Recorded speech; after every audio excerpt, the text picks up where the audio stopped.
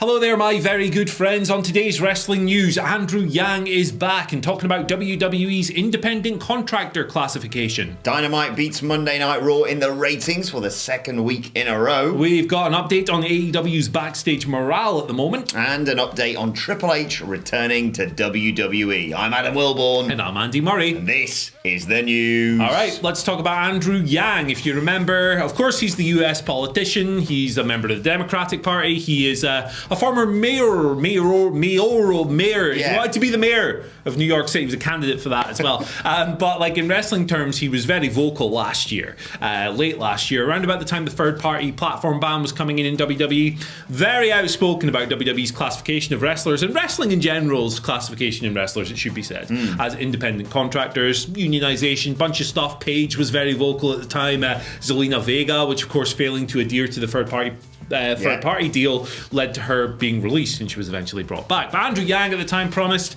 that if Joe Biden was elected president, he would be in a position to be able to do something about this and look into the issue. Well, nothing happened.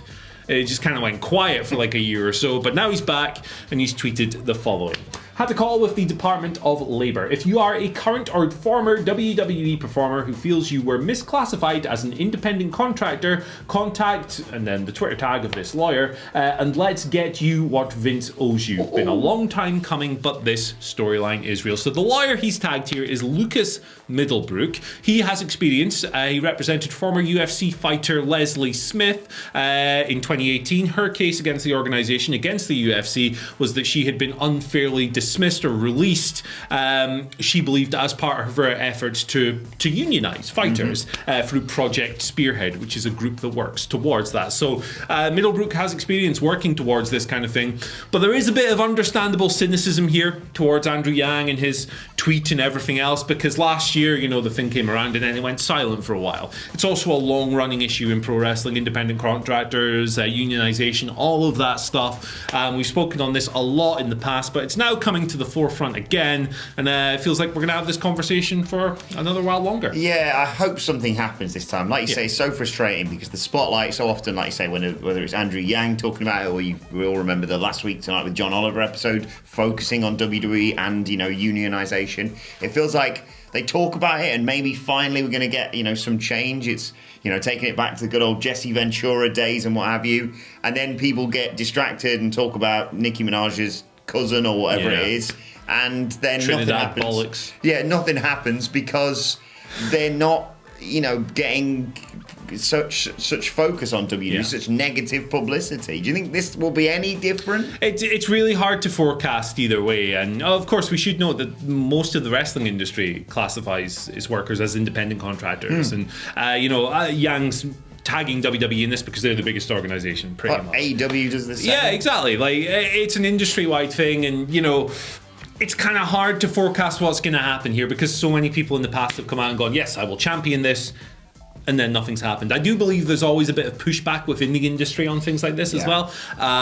We're always in favour of the workers on this channel, and we always speak about how exploiting the term independent contractors to really enact rigid control over people you're treating as employees is bad faith and everything else. There's a lot that could be done to improve the industry behind the scenes, of course. I would be hopeful of something positive coming out of this, whatever form that may be, but I think the cynicism is definitely earned. Yeah, let's hope something changes this time around, because like you said, when we were talking about it, a year ago, amidst that whole third party thing, you felt like, well, something's got to give here. Yeah. They can't say, right, well, you know, you're not an employee, but what? You can't do stuff on the side as well. Yeah. It was such double standards, and yet here we are, and once again, you know, companies, not just WWE, like you say, are just sort of getting away with it because people, you know, the public conscience moves on to the next hot topic next week. Yeah, exactly. It's a tough one. A really tough one. We'll keep you posted, hopefully, on any developments with that one, though. Speaking of developments, let's talk about the TV ratings. They came out for Dynamite last night, and everyone on Twitter got very excited because, once again, Dynamite has defeated Raw in the crucial 18-49 demo. Raw did a .43. Dynamite did a .44. Now, the viewership was down for AEW Dynamite from 1.3-ish million to 1.17 million. Still the fourth highest rated in the show's history. and, you know, a real indication that despite their hot shotting, and this is, you know, not blaming anyone, certainly not putting anything on Big E, because I hope he can be a catalyst for real change on Monday Night Raw, but all the, you know, title match and promising of cash in stuff, they were up against Monday Night Football. I understand that for the first week of the season. It didn't change things, and arguably, I was chatting to Sidgwick this morning on the way in, I mean, next week could be an absolute monster for Dynamite. They're, of course, doing Grand Slam from Arthur Ashe. Yeah, absolutely. So, yeah, this week's number is very interesting again. I think AEW was always going to be down on last week. You can only have your, you know, the buzz from the post pay-per-view, the most successful pay-per-view in company history, business-wise. You can only have that for 1 week. And they only really advertised, Adam Cole's in-ring debut and a last-minute, you know, big huge match with the real stars of the show, 2.0, and just Moxley and Kingston fellas. So it's always important to look at the reasons for these numbers. I think a lot of people week to week just go, that was down, that must have been bad, or that was up, that must have been great, or whatever. But those are the AEW factors. And last week they had the first appearances of Adam Cole and Daniel Bryan. So they had a really Bryan Danielson. So they had a really good week last week. It was always going to go down this week. But WWE, of course, had the football as well, which would have dragged that down to a level as well. So there's all kinds of things to come into play. WWE's going to have Monday Night Football competition now until January, I believe. So they're going to have a rough time on Monday nights. AEW's got Arthur Ashe next week, like you said. You'd expect them to do a good number and an improvement on this week's. Look, we're going to see this happen more often. The 18 to 49 demographic is the one on which these shows are ranked by the television industry. It's not just pro wrestling. A lot of people out there go, hey, pro wrestling made up this thing to be biased or whatever. No, man, it's how the industry, educate yourselves on these rankings if you disagree and if you throw out terms like biased numbers or whatever. What's the most ridiculous one I heard? Oh, yeah. Numbers don't lie, but liars use numbers. What? But we should move on. We should move on to our next story here because ratings talk gets people annoyed. Yes, enjoy the comment section today. Yeah, absolutely. What's your favourite month? We haven't decided yet. PW Insider's Mike Johnson has come through with a report on AEW's Backstage morale, and it's good news. It's good news. Things are going well. Morale is very high behind the scenes. No bollocks, just Johnson. Oh, gee whiz. Yes. Someone tweeted me yesterday saying, no stains, just Haynes for Cassidy Haynes. Hey. Bodyslam.net? That's the one. Yeah. So anyway, what are we talking about? Shout outs to Cassidy. Morale, AEW is Yay! very, just like here. Exactly. Hey, we all have to. We've got every man to work here, but it helps. We enjoy having fun at work. Okay, Mike Johnson, get back on track. Everyone's happy. Get back on track. Everyone's having a good time. It's all good, baby. I had a donut for breakfast. It's okay. Cassidy, hey, no, Mike Johnson. Mike Johnson, no bollocks, just Johnson. I've derailed this. I do apologise. He's gone off the goddamn tracks. Mike Johnson notes the morale at AEW is very high ahead of Arthur Ashe Stadium. Apparently everyone wants to be part of this show. Everyone understands that this is going to be a huge milestone in company history. So yeah, everyone's cognizant of that, and also this is part of the story as well. They're aware that they're technically outdrawing WWE in New York City. SmackDown did around about 13,000. WWE announced 14,000, but if you look into the actual numbers, wrestling cooks the books all the time, attendance-wise, is what we're seeing. Dynamite and Rampage, Grand Slam, all that stuff is currently sold about 18,500. So there you go. Bigger arena, of course, everything else. But yeah, it's good to hear. It's an exciting show. You like to hear when wrestling's doing well. And yeah. I said this so often when you sent this story through this morning. So often we sit here and go, backstage morale terrible in WWE or wherever it may be. I'm not trying to compare the two, but it's just nice to hear. Yeah, everyone's feeling really great about it. The TLDR here is ahead of the show in the tennis stadium. The backstage morale in AEW, Andy, is ace. You just dropped his the name's deuce. Andy Murray, I've just realised. Sorry, I just put those two things together. Right, let's around finally... the pool table on a Monday afternoon. Let's talk... He's shooting, it's fine. Let's talk about Triple H, because Dave Meltzer on the latest episode of Wrestling Was Over Radio provided an update on when you can expect him back. And, well, it's not for a while, in the words of Dave Meltzer. Obviously, recently, he underwent surgery following that cardiac event. Again, all of us here at WhatCulture wish him well in his recovery. Apparently, Shawn Michaels took over in Trips' absence. Kevin Dunn, as we also reported, was at the Capitol Wrestling Center for the broadcast of the new NXT 2.0. Doom like Fallout. Yes, and Vince McMahon was also involved. He didn't, necessarily have his fingers in all the pies, but he was a key guy backstage. But yes, I suppose this is not exactly surprising. I know they're bonkers in WWE, and we see people get injured and do insane amounts of recovery incredibly quickly, but this is not something Trips should be rushing back from. Serious issue, and at the core of it, it's a beloved husband and father who has suffered a very serious health incident. So you cut through all the wrestling bollocks, you get to that, and there's nothing more to say other than get well soon, hope he makes a full recovery, and hope he is back on his feet before too long. All the best. I just use this as an example for everyone out there. It's okay to say you need to take a second to recover from whatever it may be. Just be a human being. Exactly. Just, don't be weird. Just be nice, eh? It's Friday. Yeah, exactly. Got to get down on Friday. Indeed, Rebecca. Right, let's move on to your Twitter questions at WhatCulture WWE. First question today comes from Andy. Not this one, a different one. Andy says, good morning, fellas. Seeing that Johnny Gargano's contract is expiring soon, if he were to re-sign, what do you think the chances are of him being brought up to be the main roster to be heel Keith Lee's manager?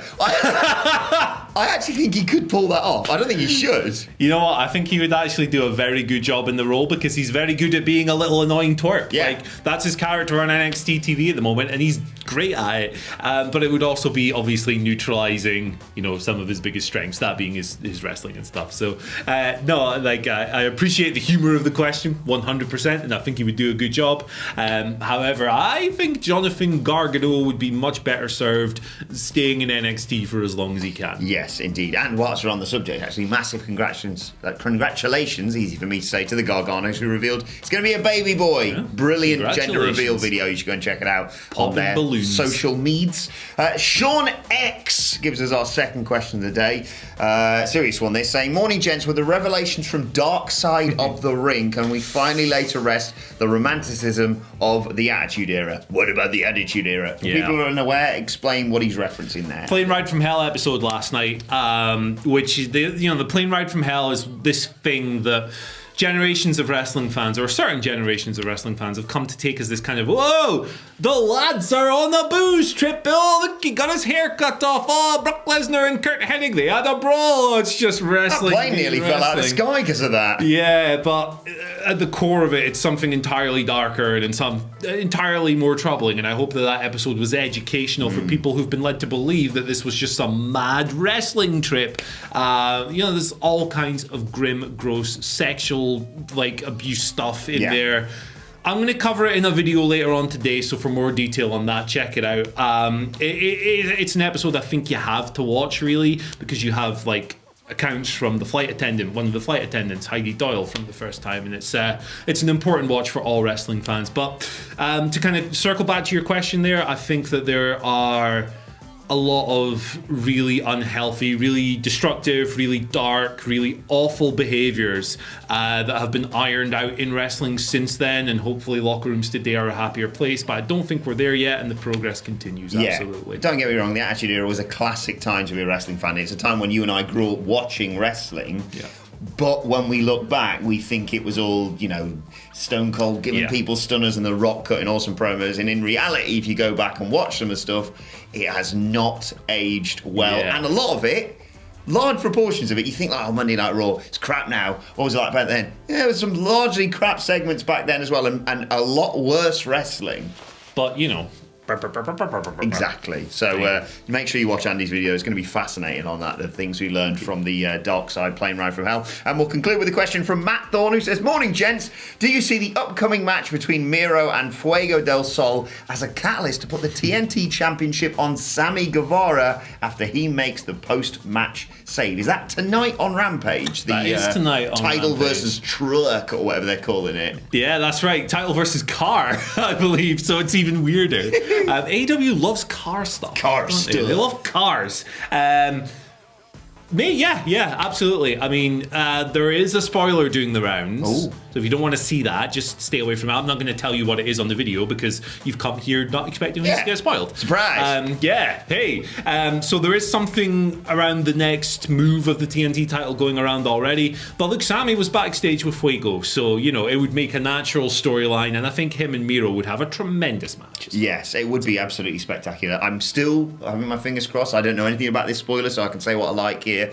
Hoping for a rematch between Kingston and Miro, especially when they're, you know, in and around Arthur Ashe and what have you. Feels like it's either set up to have that match or at least establish that rematch is happening, because D's nuts got a bit screwed in the... they were certainly redeemed, weren't they? Oh, they definitely were. But, Sammy Guevara would be a hell of an opponent. And also, in terms of people to take it off Miro, I mean, Sammy does some bloody bonkers stuff, and that would be believable to potentially put down what has been an incredible character turn from Miro. Let's move on to today's and finally, and just something nice to end the week with. That fan who we all saw crying when CM Punk debuted on Rampage?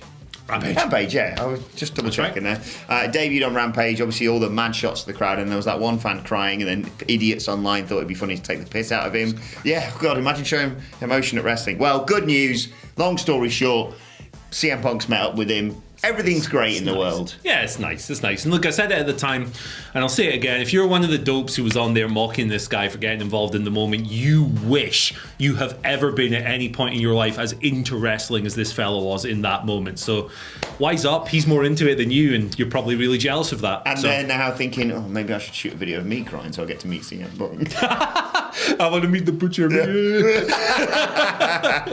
But no, this is just nice. It's nice. I think if I met 2.0 in person, I would genuinely burst into tears there, because they're the real draws, of course. Another success this week. They're in the main event. And they're not on Rampage. 700,000. They are. 1 million. Someone in the comments got really upset when we called them draws yesterday. It's like, come on, brother. Have a laugh. You get a taste, huh? Yeah. You want to take a swing at me? Dave XXO9. What about you, sweetheart, huh? Anime avatar.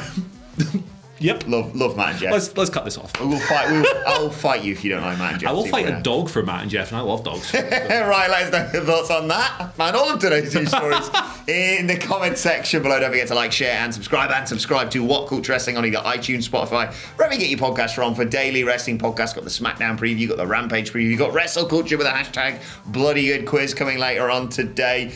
Make sure you check out Andy's Dark Side video as well later on. Plus, you can let us know your Twitter questions on Twitter at WhatCulture WWE. Watch there, follow both of us. You can follow Andy Murray at Andy H. Murray. The H today stands for Hylicism, which is another word for materialism. Don't be material.